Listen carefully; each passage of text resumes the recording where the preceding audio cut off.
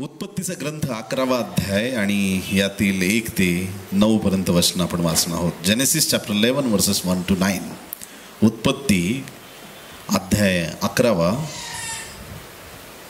आणि त्यातील 1 ते 9 पर्यंत वचन आपण वाचूया. सर्व पृथ्वीची एकच भाषा, एकच बोली होती. पुढे असे झाले की पूर्वेकडे जाता जाता त्या लोकास शिनार देशात एक मैदान लागले. तेथे त्यांनी वस्ती केली. ते एकमेकास म्हणाले, चला आपण विटा करून पक्क्या भाजू. त्यांनी दगडाऐवजी विटा आणि चुन्याऐवजी डांबर वापरले. मग ते म्हणाले, चला आपणासाठी एक नगर आणि गगनचुंबित शिखराचा एक बुरुज बांधू आणि आपले नाव करू, म्हणजे सर्व पृथ्वीच्या पाठीवर आपली पांगापांग होणार नाही. तेव्हा मानवपुत्र नगर व बुरुज बांधित होते. ती पाहण्यास परमेश्वर उतरला. परमेश्वर म्हणाला, पहा, हे लोक एक आहेत, ह्या सर्वांची भाषाही एकच आहे व ही यांच्या कृत्यांची सुरुवात आहे. आणि हे जे काही करण्याचे योजतील ते करण्यास ह्यांना कशानेही अटकाव होणार नाही. तर चला आपण खाली जाऊन यांच्या भाषेचा घोटाळा करू, म्हणजे यास एकमेकांची भाषा समजावयाची नाही. नंतर परमेश्वराने तेथून त्यास सर्व पृथ्वीच्या पाठीवर पांगविले. याप्रमाणे त्यांचे नगर बांधावयाचे राहिले. म्हणून त्या नगराचे नाव बाबेल असे पडले, कारण त्या ठिकाणी परमेश्वराने सगळ्या पृथ्वीच्या भाषेचा घोटाळा करून तेथून त्यास सर्व पृथ्वीच्या पाठीवर पांगविले. आमेन. प्रभूची स्तुती असो. या ठिकाणी बायबलचं वचन उत्पत्तीचा ग्रंथ 11वा अध्याय आणि 1 ते 9 वचनामध्ये बाबेलच्या बुरुजाबद्दल सुंदर अशी वचनं या ठिकाणी पवित्र शास्त्रात दिलेली आहेत. एक काळ असा होता की संपूर्ण पृथ्वीवरती लोकांची बोलण्याची एक भाषा, एकच भाषा होती सगळ्यांची. सगळे एकाच भाषेत बोलायचे. कधी?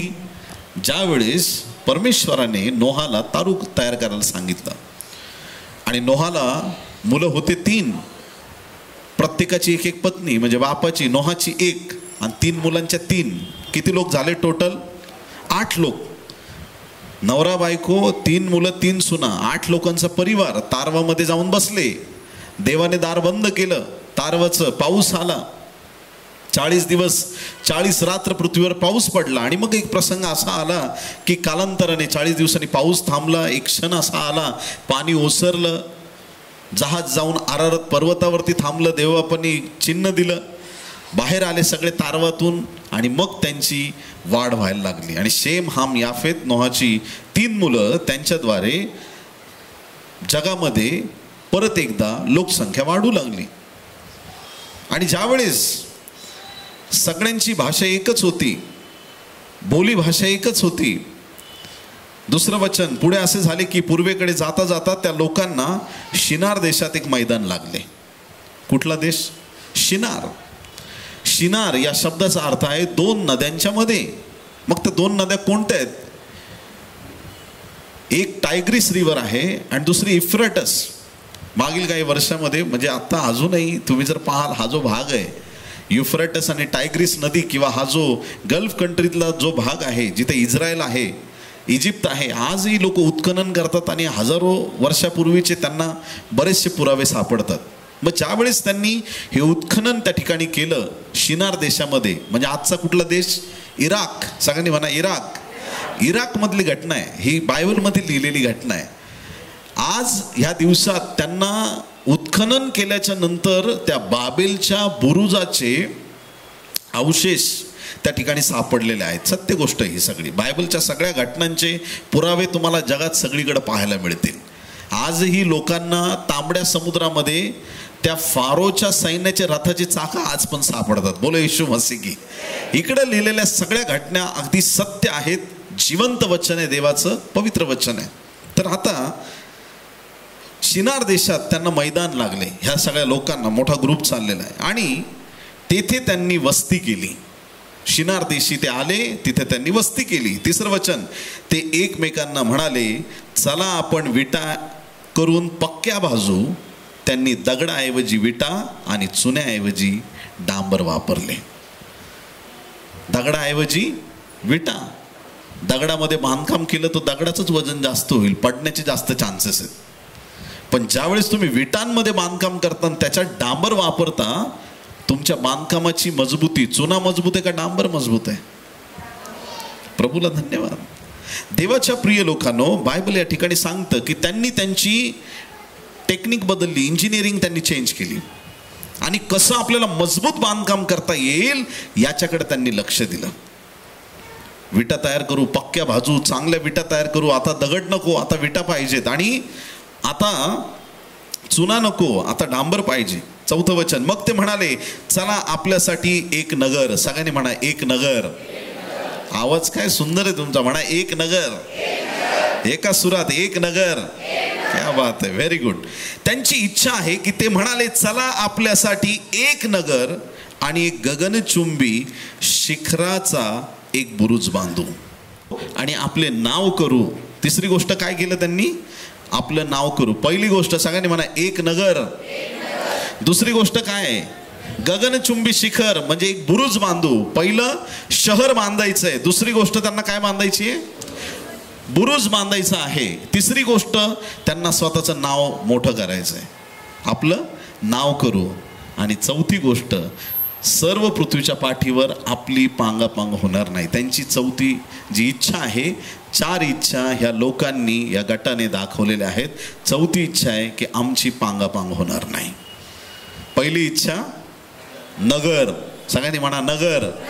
म्हणजे अहमदनगर नाही, नगर म्हणजे एक शहर बनवायचं आहे त्यांना, सिटी, एक नगर त्यांना बनवायचं आहे. 2री गोष्ट त्यांना काय करायचं आहे?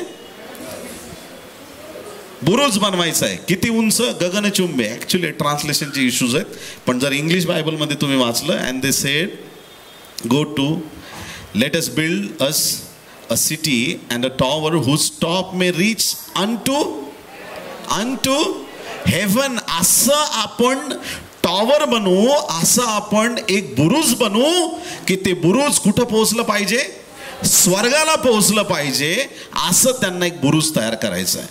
शहर बनवायचं आहे, बुरुज बनवायचं आहे. 3री गोष्ट नाव मोठं करायचं आहे. आणि 4थी गोष्ट, आमची पांगापांग नाही झाली पाहिजे. आता हा जो त्यांचा संकल्प आहे, हा संकल्प उन्नतीचा संकल्प आहे. एखाद्याने घर बांधायला काढलं, चांगलं का वाईट? एखाद्याने देवापर्यंत उंच असं शिखर बांधायचंय देवाच्या भेटीसाठी, चांगलं का वाईट? चांगली गोष्ट आहे. नाव आपलं मोठं होतंय, चांगलं का वाईट आहे? चांगली गोष्ट आहे. आणि आपल्याला सगळ्यांनी मिळून मिसळून एकत्र राहायचं, चांगली का वाईट गोष्ट आहे? चांगली. ह्या सगळ्या गोष्टीत त्यांना चांगलं दिसत होतं. आजही त्याच्याकडे जर लक्ष दिलं तर आम्हाला चांगलं दिसतं, पण त्यात लपलेला गूढ अर्थ, गहन गोष्ट आपल्याला कळली पाहिजे. वचन वाचू, जेनेसिस चॅप्टर 9 वर्स 1, उत्पत्ती 9 आणि 1. मग देवाने नोहाला व त्याच्या पुत्रांना, आता बाकी कोणी आहे का जगामध्ये? फक्त नोहा आहे आणि त्याचे 3 पुत्र आहेत. म्हणजे या फॅमिलीला परमेश्वराने काय सांगितलं पहा. मग देवाने नोहाला व त्याच्या पुत्रांना आशीर्वाद देऊन म्हटले, फलद्रूप व्हा. काय व्हा? फलद्रूप व्हा, बहुगुणित व्हा. ते होत होते बहुगुणित. प्रभूला धन्यवाद. आणि पृथ्वी, इथं गडबड आहे. देवाची इच्छा आहे की देवाच्या लोकांनी, ज्यांना देवाने आशीर्वाद केलेला आहे, ज्यांना परमेश्वराने आशीर्वादित केलेला आहे, त्यांनी पृथ्वी व्यापून टाकावी. त्यांनी जगाच्या पाठीवर सगळीकडे जावं. पण त्यांनी म्हटलं की आम्हाला एकच जागी राहायचं. त्यांचा पहिला संकल्प काय होता? परत या तिकडेच नगर बांधायचं. म्हणजे अशी जागा जी सगळ्यांनी एकत्र ठेवणार आहे. पहिली गोष्ट, त्यांच्या इच्छेने त्यांना ते नगर बांधायचं आहे. परमेश्वर जर घर बांधत नाही तर ते बांधणाऱ्याचे परिश्रम व्यर्थ आहेत. 2री गोष्ट, त्यांना बुरुज बांधायचा आहे. आणि तो ह्यासाठी बांधायचा नाहीये की आम्हाला त्या बुरुजामधून देवाला भेटायला जाता येईल. त्यांना तो बुरुज यासाठी बांधायचा आहे की देवा, आम्ही तुझ्या बरोबरीचे आहोत. हालेलुया. देवाबरोबर कॉम्पिटिशन करण्यासाठी, परमेश्वराला चॅलेंज करण्यासाठी माणसांनी अशी वृत्ती धरली की त्यांनी त्या बुरुजाचं बांधकाम सुरू केलं. ज्यांना देवाने आशीर्वादित केलेलं आहे त्यांनी त्या बुरुजाचं काम सुरू केलं. त्यांची इंजिनिअरिंग त्यांनी चेंज केली, त्यांचं जे काम करण्याची पद्धत होती ती बदलली आणि सगळ्या गोष्टी बदलून त्यांना एक पक्का असा एक बुरुज बांधायचा होता, जेणेकरून सगळे त्या बुरुजाकडे पाहतील आणि अशी गोष्ट होईल की देवाच्या बरोबरीचा मानव झालेला आहे अशी स्थिती निर्माण होईल, असं त्या ठिकाणी त्यांनी निर्णय घेतला. मग ज्या वेळेस तुम्ही तुमची उन्नती पाहता ज्याच्यामध्ये देवाची योजना नाही, तर ती उन्नती तुम्हाला मिळणं अशक्य आहे. किती लोक आमेन म्हणणार आहेत? ज्या गोष्टीत आम्ही देवाला डावलून काहीतरी करायचा प्रयत्न करतो तो आमचा मनोरथ आमचा देव कधीही यशस्वी होऊ देणार नाही. हालेलुया. ज्या गोष्टीमध्ये परमेश्वर तुम्हाला सांगत नाही, ज्या गोष्टीमध्ये देव तुम्हाला मार्गदर्शन करत नाही, त्या सगळ्या गोष्टी अयशस्वी झाल्याशिवाय राहणार नाहीत. हालेलुया. हे सगळे सैतानाचे विचार आहेत प्रियांनो. सैतानाने त्या ठिकाणी लोकांमध्ये हे विचार घातलेले आहेत. नाव मोठं करायचंय,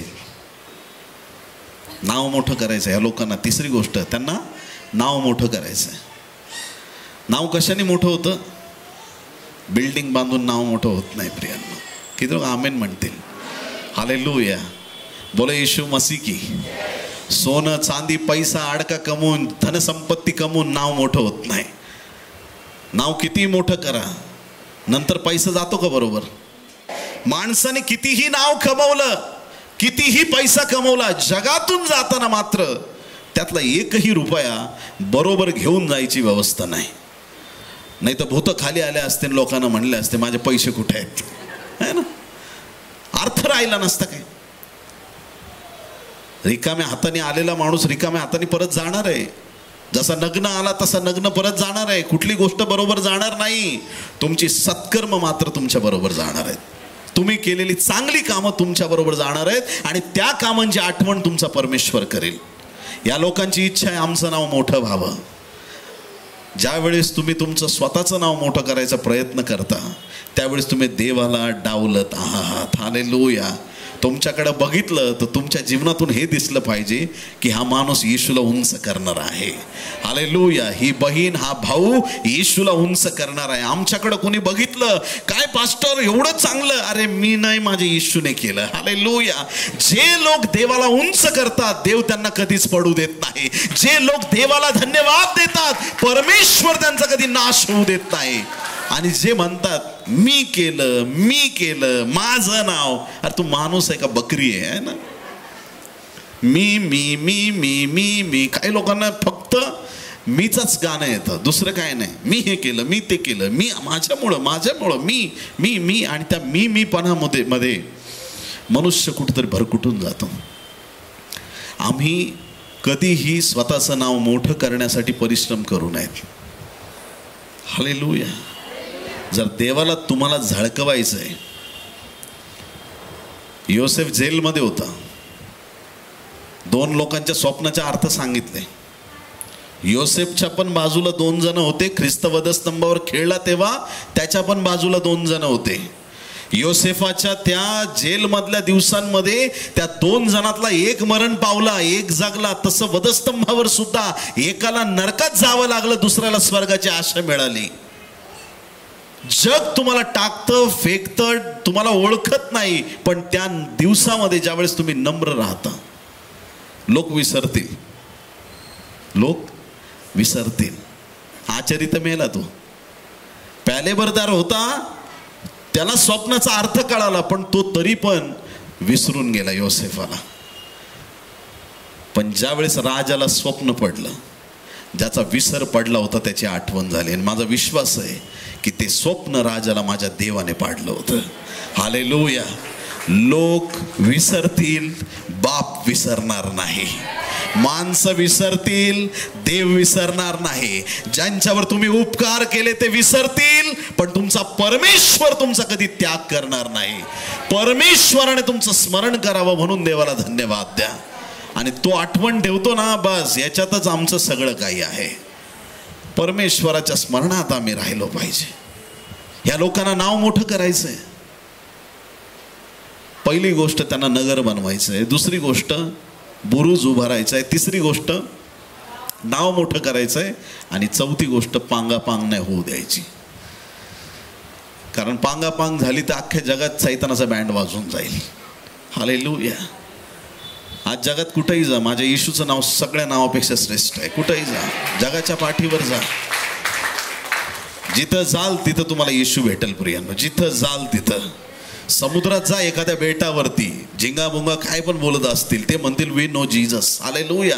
आम्हाला येशू माहित आहे. गॉस्पल का स्प्रेड होत आहे? दैवी योजना आहे प्रियांनो.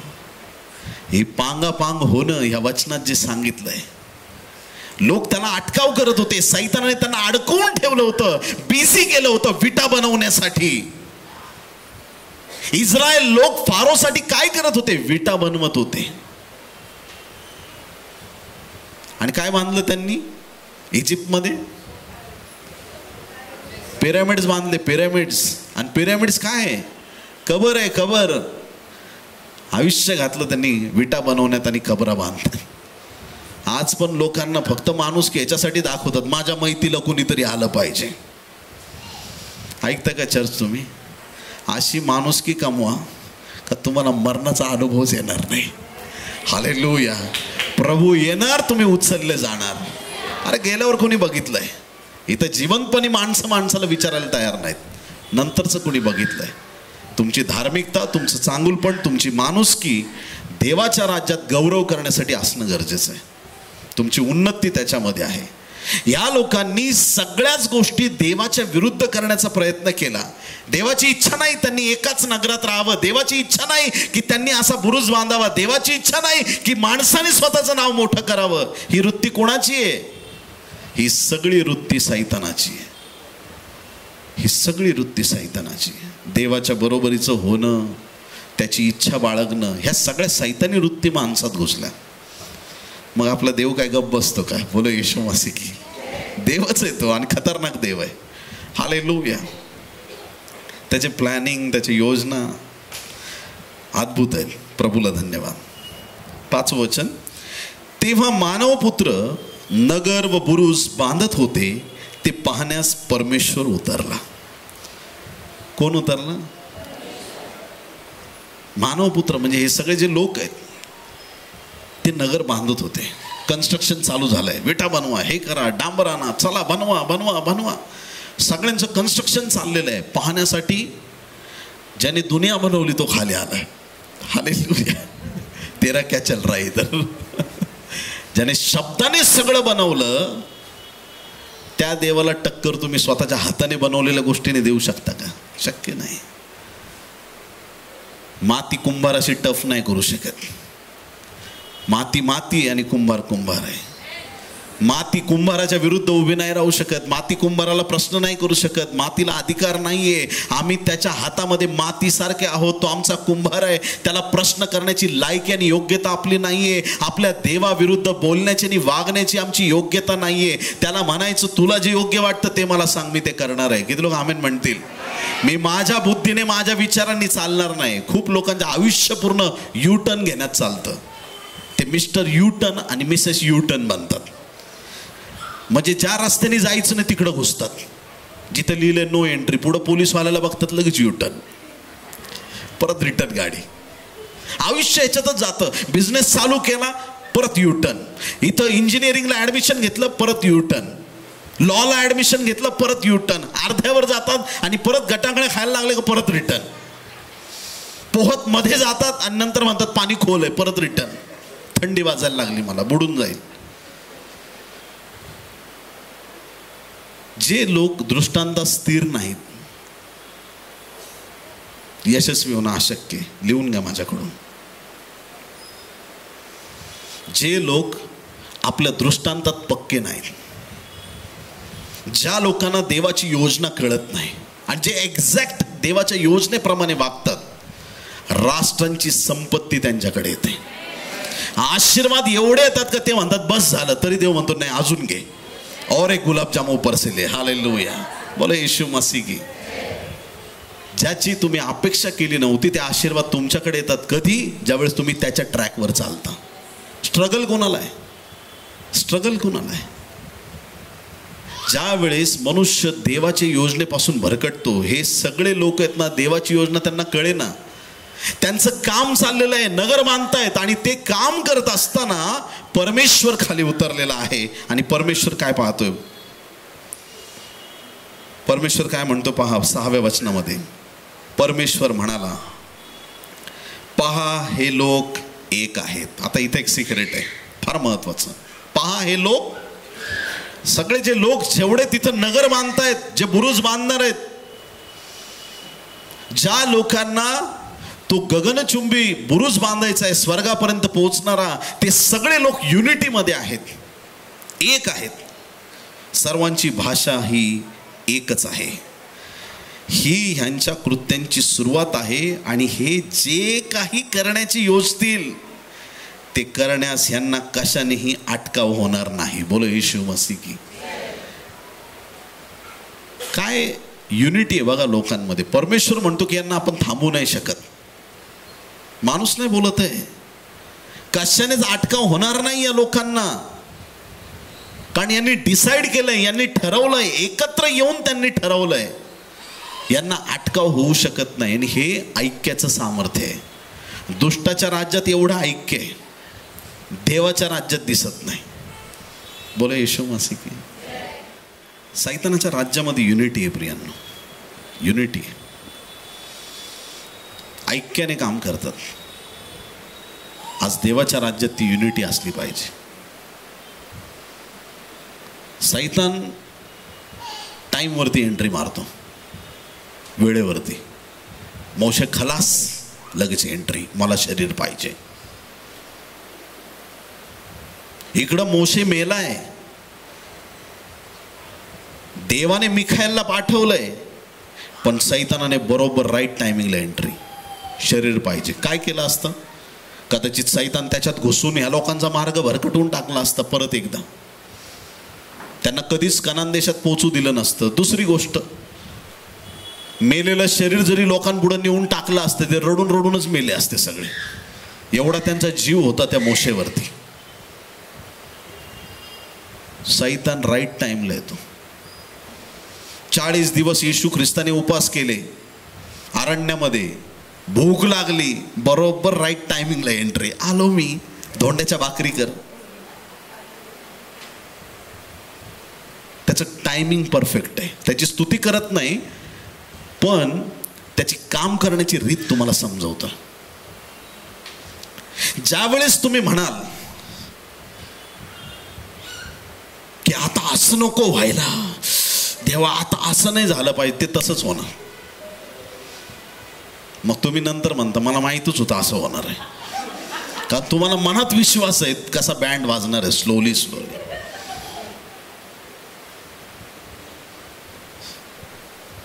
तीन नोकऱ्या सुटल्यात, देवा आता ही नोकरी जाऊ देऊ नको. त्याच दिवशी संध्याकाळी बॉस घेऊन कॅबिन मध्ये बोलवतो, तुला काढून टाकील मी.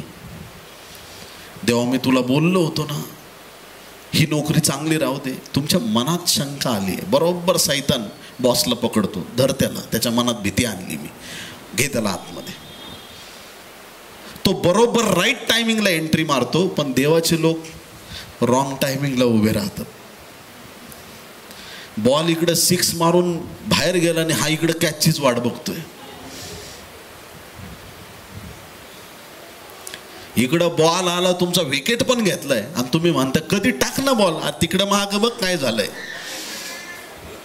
तिन्ही दांडे आउट. हे लोक एक असल्यामुळे त्यांना कुणी अटकाव करू शकत नाही. बायबल सांगते. का परिवारात युनिटी नाही आहे अशी, का कुटुंबामध्ये ऐक्य नाही आहे. ज्या वेळेस प्रत्येक माणूस पवित्र आत्म्याने भरलेला असतो परिवारात, त्या परिवाराला कोणाचा बाप तोडू शकत नाही प्रियांनो. पण इथं गडबड अशी आहे की बांधकामात मध्येच काही विटा कच्च्या आहेत, त्या मध्येच सुट्टीवर जातात आणि परत येतात तिथं जागेवर. इमारत ढासळण्याचे जास्त चान्सेस आहेत. घरं का तुटतात? घरं का, डिवोर्सचे प्रमाण का वाढले त्या दिवसामध्ये? वादविवाद, घरातले प्रॉपर्टीचे भांडणं कोर्टामध्ये काय आहेत? काय कारण आहे? ह्या दिवसात ते प्रमाण वाढलंय जास्त. मी टीका करत नाही, पण हे सत्य आहे. कशामुळं आज या प्रकारे गोष्टी घडत आहेत? घरं तुटतायत, संसार तुटतायत. का माहिती आहे का? कारण प्रत्येक व्यक्ती देवाच्या आत्म्याने भरलेला नाही परिवारात. ज्यावेळेस प्रत्येक व्यक्ती देवाच्या योजनेप्रमाणे चालेल, इथं सैतानी वृत्तीने चालणारे लोक गगनचुंबी असं ते बुरुज बांधायला तयार झालेत. मग का आम्ही देवाचं राज्य नाही बांधू शकत? देवाच्या वचनाने, देवाच्या आत्म्याने, देवाच्या सामर्थ्याने. ते ऐक्य आमच्या घरात असणं गरजेचं आहे. ते प्रेम आमच्या घरात असणं गरजेचं आहे. तो समजूतदारपणा आमच्यामध्ये असणं गरजेचं आहे. आमेन. 7वं वचन परमेश्वर काय म्हणतो? तर चला आपण खाली जाऊन यांच्या भाषेचा घोटाळा करू, म्हणजे यांना एकमेकांची भाषा समजणार नाही. नंतर परमेश्वराने तिथून त्यांना सर्व पृथ्वीच्या पाठीवर पांगवले, याप्रमाणे त्यांचे नगर बांधायचे राहिले. आमेन. बोला येशू मसीह की. प्रभूला धन्यवाद. परमेश्वर ज्यावेळेस खाली उतरून आला प्रियांनो, परमेश्वराने त्यांच्या भाषांचा घोटाळा केला. घोटाळा. आता काही लोकांना हा शब्द बघून वाटतं, अरे परमेश्वर पण घोटाळा करतो. ॲक्च्युली पहिला घोटाळा यांनी चालू केला. कुणी? हे जे लोक आहेत ना सगळे जमलेले, ज्यांना देवाने सांगितलं तुमची पांगापांग, त्यांनी पहिला घोटाळा केला नगर बांधून. त्यांनी पहिला घोटाळा केला तो बुरुज बांधण्याची सुरुवात करून. मग त्यांचा घोटाळा निस्तारण्यासाठी प्रभूने अजून एकदा घोटाळा केला त्याच्यात. हालेलुया. परमेश्वर अनेक वेळा देवाच्या लोकांसाठी घोटाळे तयार करतो. किती लोक आमेन म्हणतील या गोष्टी? हालेलुया. तुम्ही काहीतरी चुकीच्या प्लॅनिंगमध्ये, लाचलुचपत देण्याच्या म्हणा, किंवा काहीतरी टेबला घालून हे ते काहीतरी कुठं काहीतरी गडबड करायची, पाप काहीतरी चूक करायचे, परमेश्वर असे देवदूत पाठवल तुम्हाला. हालेलुया. बरोबर परमेश्वर तुम्हाला कॅप्चर करेल. कोणतरी तुमच्या घरी येईल, काहीतरी घडेल, तुम्हाला तिथपर्यंत पोचू देणार नाही. परमेश्वर अशी योजना करतो प्रियांनो. हालेलुया. परमेश्वर अशी योजना करतो. तुमचे जे प्लॅन आहेत, जे सैतानापासून आलेले आहेत, ते रद्द करण्यासाठी परमेश्वर हस्तक्षेप करतो. हालेलुया. तुमची प्रार्थना कोणाचा तरी जीव वाचवू शकते.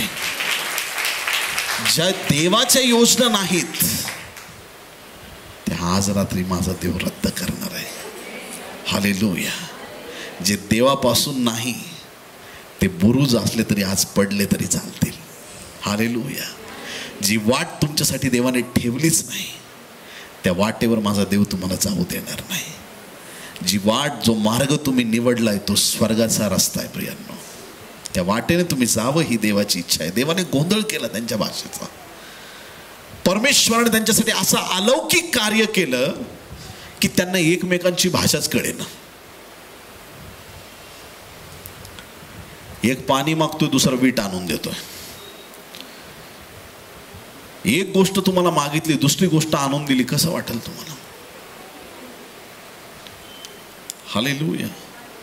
एखादा जेवण करून आलाय, त्याला तुम्ही परत जेवणाचं ताट दिलं, कसं वाटेल? एखादा उपाशी आहे, म्हणतो मला जेवण द्या, मला जेवण द्या, त्याला तुम्ही डांबर आणून दिलं. क्या बात आहे. अमेझिंग. भाषांचा गोंधळ, कंप्लीट गोंधळ.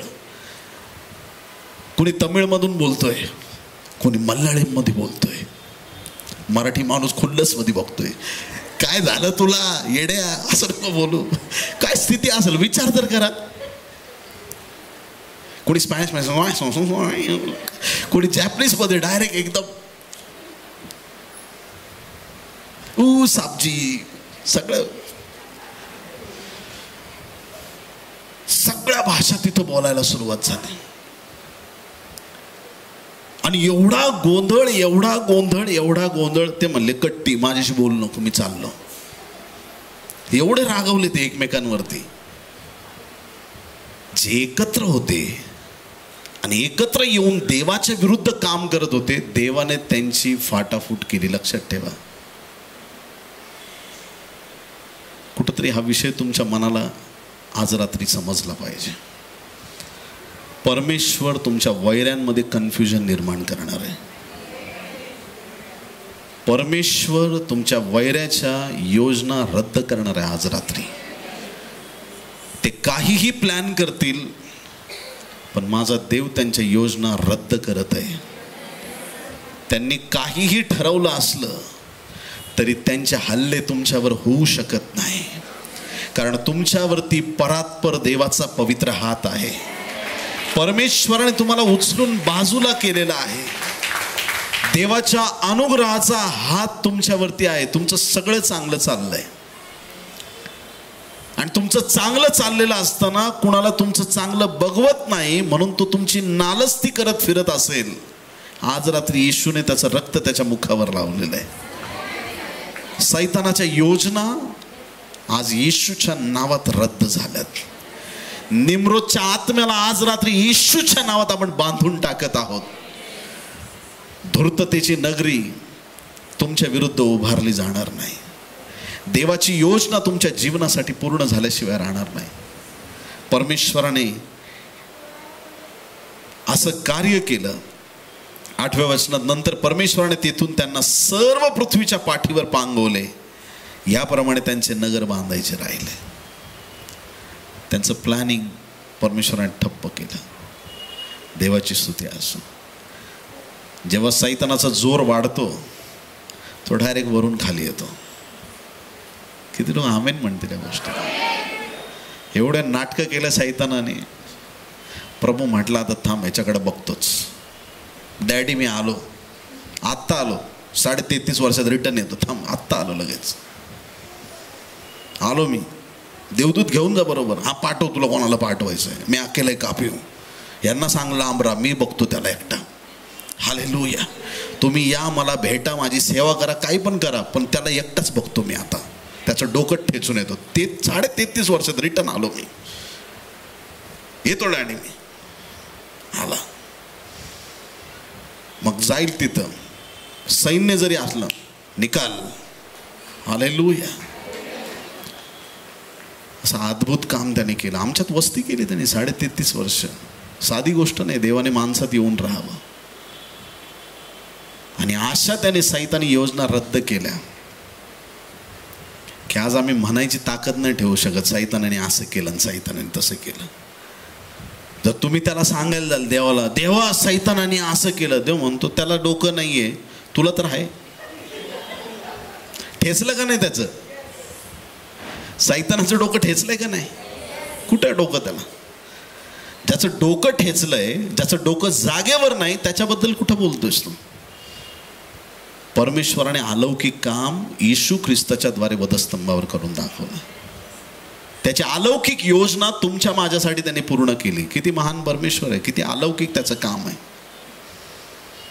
परमेश्वराने सर्व त्या लोकांच्या योजना रद्द केल्या आणि परमेश्वराने त्याचा संकल्प सिद्धीस केला की परमेश्वराने त्यांची पांगापांग करून टाकली सगळ्या जगात. नाही तर आज तुम्ही आणि मी सगळे इराकमध्ये असतो. ते डोक्याला फडके, रुमाल विमाल बांधून वल्ला वल्ला करत राहिलो असतो.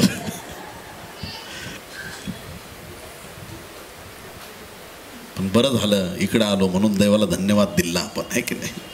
प्रभूची स्तुती असो, प्रभूची स्तुती असो. हालेलुया. सगळ्या जगात त्यांची पांगापांग केली. देवाचा मनोरथ सिद्धी झाला. 9वं वचन, म्हणून त्या नगराचे नाव बाबेल असे पडले, कारण त्या ठिकाणी परमेश्वराने सगळ्या पृथ्वीच्या भाषेचा घोटाळा करून तेथून त्यांना सर्व पृथ्वीच्या पाठीवर पांगवले. देवाला धन्यवाद. तो एक असा टाईम होता की त्या लोकांना एकत्र राहून सगळं त्यांचं जग तेच होणार होतं आणि तिथंच ते वस्ती करून राहणार होते. कुठंच जायची त्यांची इच्छा नव्हती. मग त्यांच्यावरती एक कोणीतरी राजा त्यांनी नेमला असता आणि वर्ल्ड गव्हर्नमेंट, सगळ्या जगात एक राज्य असल्यासारखं त्यांनी तिथून एका जागेतून रूल केलं असतं. देवाच्या इच्छेच्या विरुद्ध आहे. आता परत एकदा असंच या शेवटच्या काळात घडत आहे. जगात आता वन वर्ल्ड गव्हर्नमेंट आणण्याची पूर्ण तयारी चालली आहे. सगळ्या जगावरती एक राजा उभा राहील प्रियांनो, आणि परत एकदा येशू ख्रिस्त येणार आहे. हालेलुया, प्रभूची स्तुती असो. तेव्हा भाषेचा घोटाळा केला, पण ह्यावेळेस येऊन नुसता फुंकर मारून काम करणार आहे. एक फुंकर मारेल, अँटिक्राइस्ट खलास. परत एकदा प्रभू येणार आहे. देव ज्या ज्या वेळेस वरून खाली आलाय त्याने अद्भुत काम केलं आणि त्याचे संकल्प सिद्धीस गेलेत. देवाशी भेटण्यासाठी आम्हाला बुरुज बांधण्याची गरज नाही. याकोबाला स्वप्न पडलं एकदा. काय पाहिलं त्यांनी? उत्पत्ती 28:11-13 वचनामध्ये काय पाहिलं? Very good, hallelujah. आजकाल लोक बिडी बघतात, त्याला शिडी दिसली. प्रभूची स्तुती असो. शिडी दिसली त्याला. आणि शिडी कशी होती? जमिनीपासून स्वर्गापर्यंत. बुरुज कसा बांधायचा आहे? जमिनीपासून. बघा, आत्मिक क्षेत्रात आमचे नाते देवाबरोबर असे असले पाहिजेत. बुरुज बांधायची गरज नाही. ऑलरेडी देवाने ती शिडी ठेवली. ज्या शिडीवरून देवदूत उतरतायत आणि चढतायत. त्या दिवशी याकोबाचं देवाशी नातं घट्ट झालं. प्रियांनो, खूप महत्त्वाची गोष्ट आहे. आत्मिक रीतीनं प्रबळ होण्यासाठी दिखाव्याची आणि काही करण्याची गरज नाही. देवाला जो वेळ देतो, देवाला जो पहिलं स्थान देतो, देवावरती जो प्रेम करतो, त्याचा आत्मिक नातं आपोआप देवाबरोबर घट्ट होतं. कोणी म्हणाल मला उंच डोंगरावर गेल्यावर देवाजवळ गेल्यासारखं वाटतं, तू लवकर देवा घरी जाशील. चुकीचं आहे, चुकीचं आहे. हालेलुया. कुठे असं? मी कुठेही कसाही असो, ख्रिस्त माझ्यामध्ये तो दिसो. कामावर गेलो तरी ख्रिस्त दिसो, आणि घरी आलो तरी चर्चमध्ये आल्यावर दिसतो, त्याच्याबद्दल वाद नाही. Praise the Lord. चर्चमध्ये आलं का तुमचे चेहरे एकदम देवदूतासारखे. त्याच्यामुळं मी जास्त बोलत नाही तुम्हाला. चर्चमध्ये आल्यावर असं करा, तसं करा. इथं तुम्ही सगळे देवदूत आहेत, पण हे देवदूत बाहेर पण देवदूत राहिले पाहिजेत. कामावर पण देवदूत राहिले पाहिजेत. ऑफिसवर देवदूत, शाळेत देवदूत, सगळीकडे देवदूत. नाही ते इकडं दूत तिकडं भूत असं करू नका. हालेलुया. निरंतर आमच्या जीवनातून एकच संदेश झळकला पाहिजे. एक जीवन दोन संदेश नाही देऊ शकत. इथं वेगळं तिथं वेगळं नाही. ती शिडी याकोबाने पाहिली. एक सुपरनॅचरल कनेक्शन परमेश्वर आणि याकोबामध्ये परमेश्वराने दाखवलेले. आज आमचं कनेक्शन देवाबरोबर असं जुडणं गरजेचं आहे. ओबद्या 1 अध्याय 4 वचन. ओबद्या 1:4.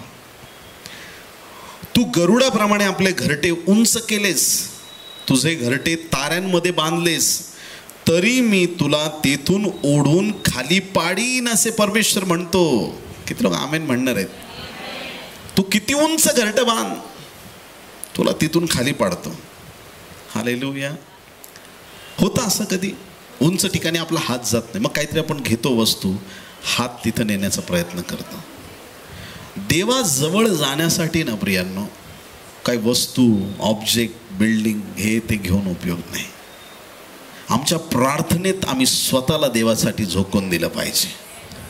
आणि तुमची उंची तेवढी झाली नाही तरी टेन्शन घेऊ नका, तो डायरेक्ट खाली येईल तुमच्यासाठी. Praise the Lord. स्वतःला उंचवण्यापेक्षा त्याच्याकडे प्रार्थना करा. तो एवढा लीन नम्र परमेश्वर डायरेक्ट तुमच्या पुढे अपेअर होईल. लो मैं आ गया हूं, तेरे लिए आ गया हूं. हालेलुया. तुला भेटायला मी आलोय. दर्शन देईल, तुमच्याशी बोलेल तो. एवढी त्याची दया, त्याची कृपा आपल्या जीवनावरती आहे. बोलो येशू मसीह की. आता जे देवाने बांधू नको सांगितलंय ते लाईफमध्ये बांधायचं बंद करा. आमेन. काही लोक कुरकुर बांधतात, काही लोक TV सिरियल्समध्ये एवढे एक्सपर्ट होतात की प्रत्येक शब्दात त्या सिरियल झळकतात, पिक्चर झळकतो, पिक्चरचे गाणे झळकतात, बोलण्यात, वागण्यात. आणि लगेच आम्ही कॅच करतो की हा मनुष्य कुठून आलेला आहे, ह्याच्या जीवनात सध्या काय चाललंय, ह्याचं लगेच ते काय म्हणतो त्याला, एक लगेच प्रिंट दिसते की अरे हा यार, हा व्यक्ती असा आहे. ज्याच्या बोलण्यातून वचनं झळकतात, ज्याच्या बोलण्यातून धार्मिकता झळकते, हा माणूस किती देवाजवळ आहे हे कळतं. काही दिवसापूर्वी 2 मुलं मला भेटले, कंटिन्यू रस्त्याने पूर्ण. इथं बिअर बार आहे, नवीन बार झालाय वाटतं. म्हणलं हे माठे कुठल्या डोक्याचे आहेत मला कळाले. आता काय गरज आहे? धार्मिक माणूस हे बघणार आहे का इथं किती थिएटर झालेत आणि इथं किती बार झालेत? ते हे विचार करतील धारावीतले चर्चेस वाढलेत, देवाला धन्यवाद, हालेलुया.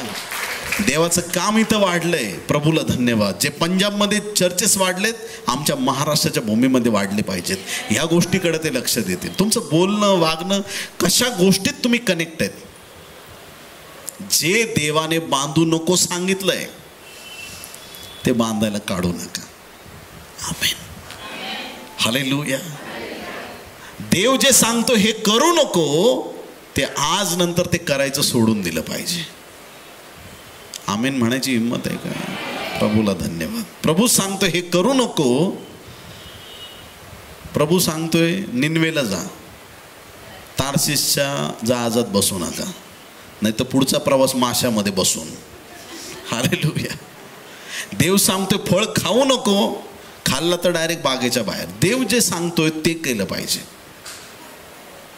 यरीहोच्या भिंती ज्यावेळेस देवाच्या लोकांनी 7 दिवस प्रदक्षिणा घातल्या यरीहोच्या भोवती, भिंती काय साध्या नव्हत्या. 3 रथ एका वेळेस धावतील अशा भिंती होत्या. आणि 7व्या दिवशी तर 7 प्रदक्षिणा. आणि काय लोकांनी आवाज केला, गजर केला देवाच्या नावाने. आणि बायबल सांगतं यरीहोचे तट जागच्या जागी कोसळले. नो JCB, नो फावडा, नो कुदळ, नथिंग, नो हातोडा. हालेलुया. त्या देवाच्या नावात एवढं सामर्थ्य आहे. ज्या देवाने यरीहोचे तट कोसळले त्या जिवंत देवाच्या आराधक आहेत ना तुम्ही. काय करू, अडखळण आलंय, काय करू, प्रॉब्लेम आलाय, हाट आराधना करायला सुरुवात कर. देवाला धन्यवाद द्यायला सुरुवात कर. तुझे तट आज परमेश्वर कोसळून टाकणार आहे. तुझ्या जीवनातल्या अडखळींना, तुझ्या जीवनातील समस्यांना परमेश्वर आज रात्री दूर करणार आहे. कुठल्या देवाची स्तुती करतात तुम्ही? यरीहोचे तट जागच्या जागी कोसळले आणि यहोशवा फुल चार्जिंग मध्ये आहे. किती लोक आमेन म्हणतात? हालेलुया. फुल देवाच्या अभिषेकात. आणि तू काहीतरी बोल, ऐका. यहोशवा 6:26, यहोशवा चॅप्टर 6 वर्स 26. त्या समय यहोशवाने असा शाप दिला की जो कोणी यरीहो नगर उभारण्यास प्रवृत्त होईल त्याला परमेश्वराचा शाप लागेल. त्याचा पाया घालताच त्याचा ज्येष्ठ पुत्र मरेल आणि त्याच्या विषयी उभारताच त्याचा कनिष्ठ पुत्र मरेल. तट कोसळले आणि यहोशवाने शाप दिला. कुणी बांधायला काढलं, बांधायची सुरुवात झाली, मोठा मुलगा खलास. बांधून काम पूर्ण झालं, धाकटा मुलगा खलास. शाप दिला. पहिले राजे 16:34. पहिले राजे, 1 किंग्स चॅप्टर 16 वर्स 34. पहिले राजे 16:34. त्याच्या कारकिर्दीत बेथेलकर हिएल या व्यक्तीचं नाव लक्षात ठेवा. हिएल ह्याने यरीहो नगर पुन्हा वसवले. त्याने त्याचा पाया घातला तेव्हा त्याचा ज्येष्ठ पुत्र अबिराम मरण पावला. पाया घातला त्या दिवशी काय झालं? ज्येष्ठ पुत्र अबिराम मरण पावला. तरी त्याच्या डोक्यात ट्यूबलाईट पेटली नाही, बल्ब पेटला नाही. एडिसनचा जन्म तेव्हा झाला नव्हता. ट्यूबलाईट पेटणं म्हणजे त्याला एवढं समजलं नाही की हा शाप आहे. त्याचा एक मुलगा मरण पावला तरी त्याला कळालं नाही काय झालंय. आणि त्याने त्याच्या वेशी उभारल्या तेव्हा त्याचा कनिष्ठ पुत्र सगूब मरण पावला. परमेश्वराने नूनाचा पुत्र यहोशवा याच्याद्वारे सांगितले होते त्याप्रमाणे हे झाले. आमेन. बरोबर तो शाप तिथं पूर्ण झाला. याचा अर्थ देवाच्या विरुद्ध आम्ही कुठली गोष्ट उभारू शकत नाही. आज प्रभूकडे प्रार्थना करूया.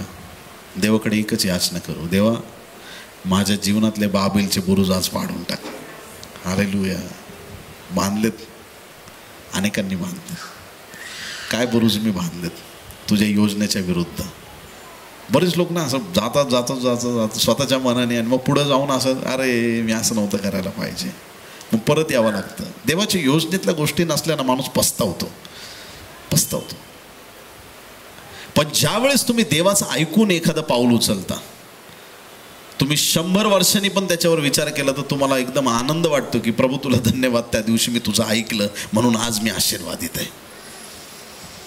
आमेन. बोले येशू मसीह की हालेलुया. लोकांना चेंजेस करायला आवडत नाही. आणि त्याच्यामुळे उन्नती होत नाही. बदल करायला आम्ही शिकलं पाहिजे. किती लोक आमेन म्हणतील? वीट हातात आहे, डांबर हातात आहे, मस्त नगर बांधताय, अचानक देव येऊन बोलतो सोड काम आणि निघ, नाही तर मग भाषेचा गोंधळ. प्रभूला सांगा मी इथंच विटा सगळं आजपासून टाकून देतो, तू सांग त्या मार्गाने मी जायला तयार आहे. तू मला जिथं घेऊन जाशील तिथं मी जायला तयार आहे. त्याची योजनेप्रमाणे चालून तर बघा, सगळे आशीर्वाद तुमच्या जीवनाकडे धावत येतील. मावणार नाही, पुरणार नाही असे आशीर्वाद तुमच्या जीवनाकडे येत आहेत. आमेन, हालेलुया. या आपण डोळे बंद करूया, एक प्रार्थना करू. Thank you Lord, hallelujah. धन्यवाद, धन्यवाद, धन्यवाद येशू. पवित्र पवित्र परमपवित्र थोर सनातन आमच्या जिवंत परमेश्वरा, आकाश पृथ्वी आणि सर्व काही उत्पन्न करणारे आमचे स्वर्गीय बापा, प्रभू येशू ख्रिस्ताच्या पवित्र नावात आम्ही तुझ्या चरणाशी येऊन प्रार्थना आणि याचना करतो. आम्हा सर्वांचा ताबा तुझ्या हाती घे. जे वचन आम्ही आज वाचलं, ऐकलं, ज्यावर आम्ही मनन केलं प्रभू, आज पवित्र आत्म्याच्या प्रेरणेने आम्हाला असं चालव देवा की आमच्या आयुष्यात कधीही प्रभू तुला न आवडणाऱ्या गोष्टी आम्ही करू नयेत. आज सगळे बाबेलचे बुरुज येशूच्या नावात कोसळले जाऊ देत प्रभू. प्रत्येकाच्या जीवनातून सैतानी योजना येशूच्या नावात रद्द केल्या जाऊ देत. स्वर्गीय देवा, तुझ्या योजना समजणारं मन प्रत्येकाला दे, तुझ्या इच्छा कळणारं मन प्रत्येकाला दे प्रभू. तुला धन्यवाद. आज पुन्हा एक वार आमच्यात तू उतरून आलास आणि तुला जे करायचंय ते आमच्यामध्ये तू केलंयस. तुला आम्ही धन्यवाद देतो. फक्त तुझ्या योजना सिद्धीस जाऊ दे प्रभू. फक्त तुझ्या योजना तुझ्या इच्छेप्रमाणे हो. जसं ते स्वर्गात होतंय तसं आमच्या जीवनात होऊ दे, या पृथ्वीवर तसं होऊ दे आणि तुझं गौरव तू प्रकट कर. आमचा विश्वास आणि खात्री आजच्या वचनाद्वारे ज्या ज्या हृदयाची, ज्या ज्या अंतःकरणाची तू पकड घेतलीस, भेट घेतलीस प्रभू, त्यांना आज नंतर त्या पापाचा आणि वाईट गोष्टींचा त्याग करण्यासाठी सहाय्य कर, मदत कर राजा. जे मार्ग भरकटलेत देवा, त्यांना मार्गावरती घेऊन ये. कुठल्या मोहात, कुठल्या संकटात, कुठल्या पापात लोक अडकलेले आहेत प्रभू, ज्या कानांपर्यंत हा आवाज जात आहे देवा, तुझा शब्द ज्यांच्यापर्यंत पोहोचत आहे, त्यांच्या अंतःकरणाची आज तू भेट घे प्रभू आणि योग्य तुझ्या मार्गात आज प्रत्येकाला उभं कर. तुझा अलौकिक आणि महान गौरव प्रकट होऊ दे. पित्या धन्यवाद देतो. आज आमची प्रार्थना तू जमेस धरलीस. इथून पुढचा वेळ समय तुझ्या हाती घे.